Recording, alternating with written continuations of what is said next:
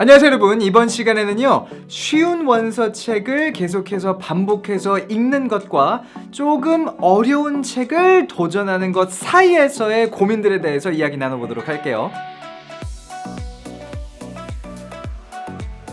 따올라리님께서 이런 질문을 남겨주셨습니다. 선생님 질문이요. 제가 영상을 보고서 영어 원서를 시작하려고 책을 하나 샀어요. 그게 바로 홀스라는 책인데 그 책을 사놓고 챕터 2까지 하고선 손을 놓았어요. 한 페이지에 모르는 단어가 생각보다 많고 제게 그렇게 흥미롭지도 않은 줄거리였어요. 저에게 문제가 있는 걸까요? 다시 아서 챕터북부터 시작해야 하는 건 아닌지 답답하고 궁금해서 이렇게 여쭤봅니다. 사실 이런 식의 질문을 하시는 분들이 굉장히 많으세요. 그 내용들이 대부분 다 비슷비슷한데 정리를 좀 해보자면 어떤 책을 사서 내가 그 책을 읽고 있는데 그 책이 조금 어려운 거죠. 그러면 저는 조금 더 쉬운 책으로 내려가는 건 어떨까요? 라는 식이에요. 처음으로 원서 읽기에 도전을 했고 내가 처음 고른 책이 너무 어려운 상황. 자, 그런 상황에서는 주저할 거 없이 조금 더 쉬운 책을 골라주시면 돼요. 제가 굉장히 많이 강조하는 것 중에 하나가 뭐냐면요, 결국은 이 원서 읽기를 통한 영어 공부 꾸준히 해야 된다라는 거거든요. 한 권을 제대로 읽으려고 너무 열심히 너무 몰입하다가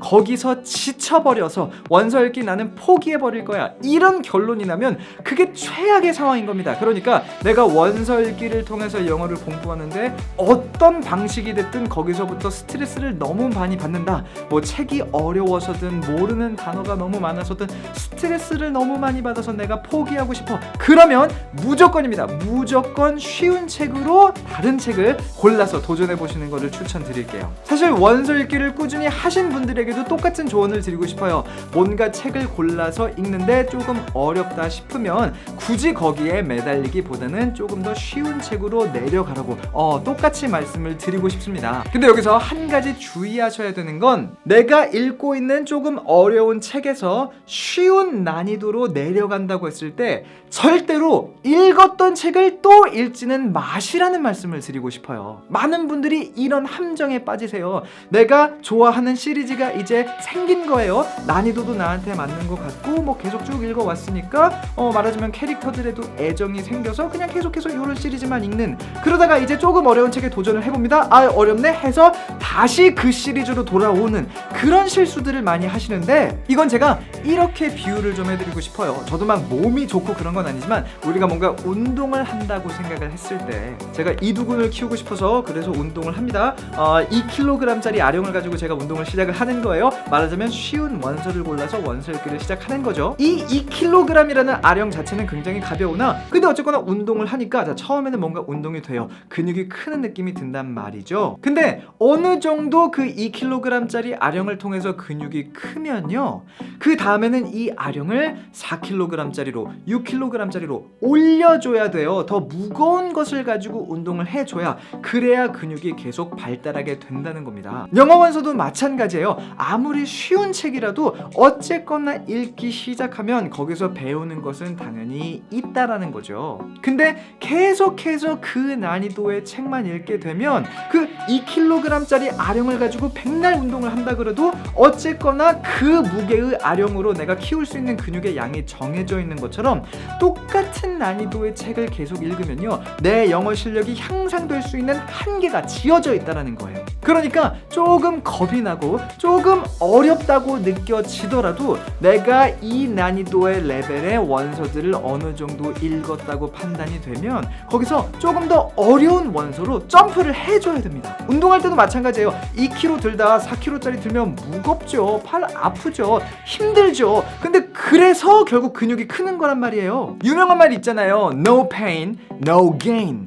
뭔가 어렵기 때문에, 모르는 단어가 많기 때문에 그것을 읽음으로써 우리 실력이 향상이 되는 겁니다. 내가 읽을 수 있는, 굉장히 편하게 읽게 되는 그런 책은 백날 읽어도 재미는 있겠지만 영어 실력의 향상에 도움이 되는 양이 점점 줄게 되는 거예요. 비슷한 맥락에서 자, 읽었던 책을 또 읽고 또 읽고 또 읽고 하는 것은 전 별로 추천드리고 싶지 않아요. 왜? 거기서 우리가 배울 수 있는 것은 다 한계 지어져 있다 있다라는 거죠.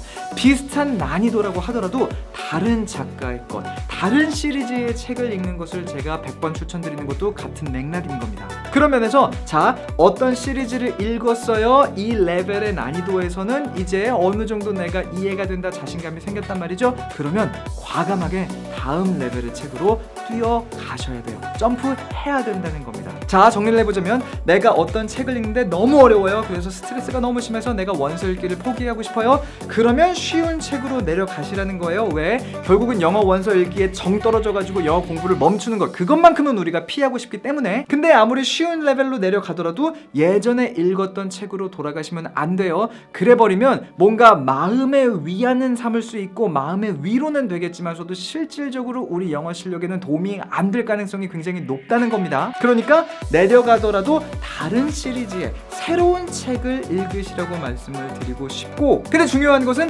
어쨌거나 어려운 책을, 지금 당장 내가 느끼기에 어려운 책을 읽어야만 결국 우리 영어 실력이 향상될 수 있는 거기 때문에 내가 읽고 있는 책이 어려운데 그래도 내가 한번 스트레스 이 정도는 감당할 수 있을 것 같아 라는 생각이 드신다면 그 책을 읽는 것이 100번 1000번 훨씬 더 도움이 될 거라는 거, 이걸 기억을 해주셨으면 좋겠어요. 꼭 기억하세요. 2kg짜리 아령을 가지고는 운동을 1000년을 해도 내 근육이 클 수 있는 데는 한계가 있다는 겁니다. 원서 읽기도 마찬가지예요. 똑같은 레벨의 책을 계속 읽는다고 해서 우리 영어 실력이 계속 이렇게 향상되는 거 아니라는 거죠. 어느 순간에는 다음 레벨로, 또 어느 순간에는 다음 레벨로 점프를 해줘야 되고, 그렇게 점프를 할 때마다 어쩔 수 없어요. 더 어려울 거고 스트레스도 받겠지만 그런 상황 속에서 우리 영어 실력이 향상되는 거니까, 자, 너무 중요해요. 이거 잊지 마시고요. 근데 여기서 또 굉장히 중요한 거, 따올라리님이 이런 말씀도 적어주셨어요. 내용이 흥미롭지 않더라고요. 저에게 문제가 있는 걸까요? 책이 어려운 것과 책이 재밌는 것은 사실 다른 얘기예요. 책이 어렵더라도 책이 굉장히 흥미로워서 내가 계속 읽고 싶을 수가 있고요. 책이 내 수준에 맞는데 흥미가 안 땡겨서 읽고 싶지 않을 수도 있는 거거든요. 그러니까 어떤 책을 읽고 있는데 이 책이 재미가 없으면요, 그러면 쉬운 레벨의 책으로 돌아가는 것이 답이 아니라 비슷한 레벨의 책, 근데 다른 책을, 나의 흥미에 맞는 다른 책을 고르시는 것을 추천드리고 싶습니다. 자, 굉장히 여러 가지 상황에 대해서 우리들이 이야기를 나눴잖아요. 여러분들은 어떤 상황에 지금 처해 있는 것인지 본인이 직접 판단하셔서 제가 드린 조언 활용해 주시면 되겠습니다. 자, 이렇게 해서 이번 에피소드 마무리 지어보도록 하겠습니다. 뭔가 내가 지금 읽고 있는 이 책이 나의 영어 실력에 도움이 될까라고 고민하고 계시는 분들, 오늘 영상이 좀 도움이 됐으면 좋겠고요. 자, 여러분들 어느 것이든 좋습니다. 영어 공부에 관련돼서 궁금한 것들 댓글로 남겨주시면 제가 이렇게 영상으로 답변 드리도록 할게요. 그럼 오늘 좋은 하루 보내시고요. 우리 다음 시간에 또 만나도록 하죠. See you next time.